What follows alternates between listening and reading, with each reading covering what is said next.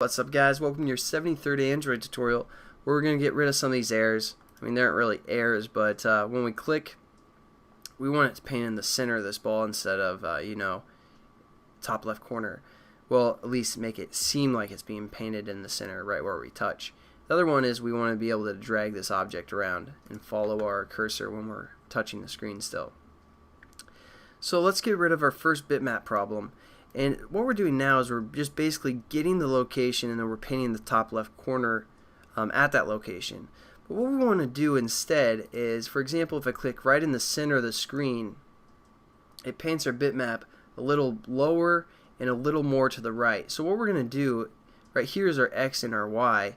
We're going to take our X minus half of our bitmap width. And then that's going to give us right here, it'll paint. And then we're going to do the Y minus half of the height, so we're going to paint here. So basically, here's our X and Y, and then we're going to subtract half of our width of our bitmap, so here, and half of our height, and then we're going to go here. This is the point that's going to give us, and then we're going to draw our bitmap. Again, it's still going to be the top left corner, but it's going to draw it up here, and then our circle is going to be right there. I don't know if that's kind of confusing or not, but let's just do it. So we're going to say minus, and then we take our bitmap, so we're going to say minus bitmap, which we called test, and then we say dot get width for the x value. So we're going to say get width. This is just kind of a common trick that programmers use for the most part, but so think of it just kind of how I explained. It's giving us half of the width of the length of our bitmap, and then we're going to subtract that from the x value. We're also going to do that for the y value as well. So we're going to say minus test dot get height this time divided by 2. I don't know if that's confusing or not, but I just want to show you guys that because it's pretty common in programming, especially for game programming and bitmaps. And now when we run or let's just finish it because the other problem's pretty simple as well. So this on touch method, basically it's returning false. So once it gives us our information, it's just going to be like false, I'm done.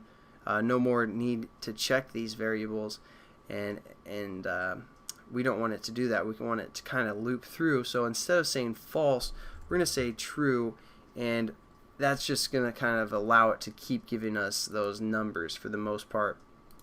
So that's the simple fix for making the bitmap actually follow our cursor when we're clicked down. Pretty simple. I mean, it's not much of a tutorial, I know, but hopefully you learned something a little bit about the return value for the on touch, and as well as kind of that graphics trick. So when we click now, the bitmap appears right in the center for the most part. Yeah, right where we click, it seems like it's appearing right there. And then the other thing we need to do is click and drag. And as you can see now, since we changed that return from false to true, our bitmap is kind of following us along. And in the next tutorial, not quite sure what we're going to do yet. I might do a little, maybe like 1 or 2 more on this graphic stuff, and then we're going to get into something completely different. So I'll catch you guys then. Peace.